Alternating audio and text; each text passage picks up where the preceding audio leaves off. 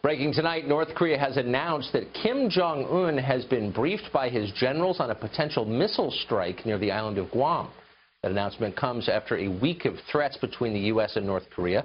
Last week, President Trump vowed to unleash, quote, fire and fury if the Kim regime goes too far. The president later said he possibly hadn't been tough enough on North Korea.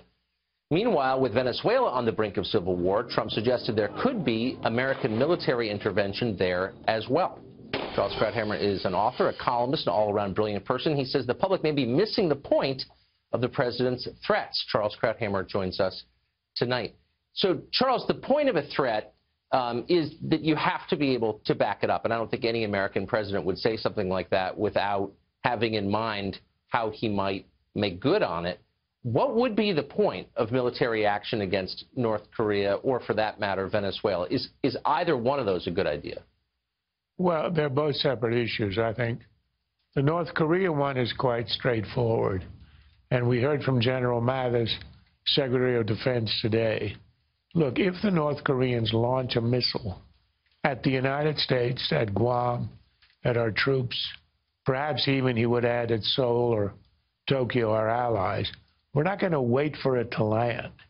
The launching would be an act of war, and I assume we have plans for a complete obliteration of the North Korean regime. Now, people got all upset when Trump used the words fire and fury, overkill, and all this other stuff. They forget the fact that John Kennedy, President Eisenhower, and most of the Cold War presidents had a policy called massive retaliation, which meant if the Soviets attacked us, we were not going to be discreet and proportionate in our response. A massive retaliation was understood as code for, we're going to obliterate Russian cities.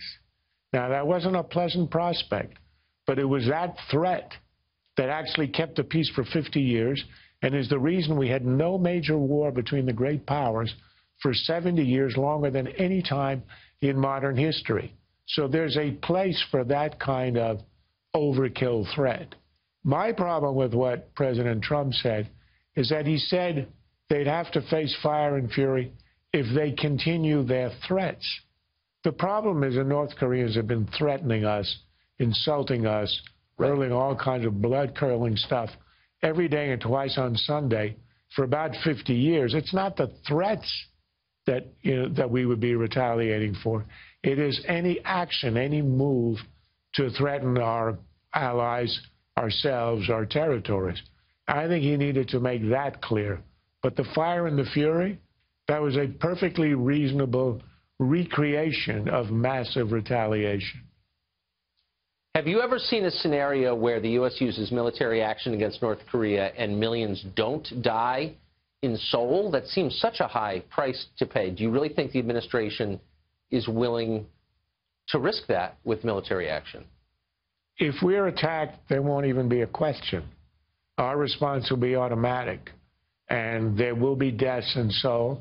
But this is a city, look, it's not going to be easy.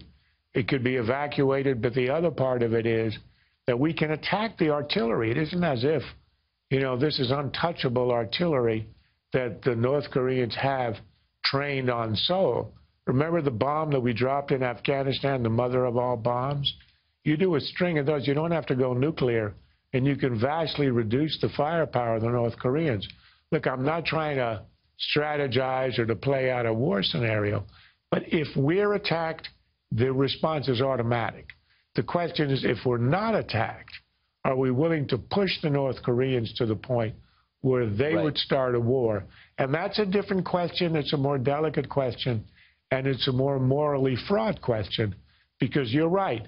Would just the idea, the threat of the North Koreans having a bomb, unused, but the capacity to hit any American city, is that enough to push us into a scenario where millions are going to die?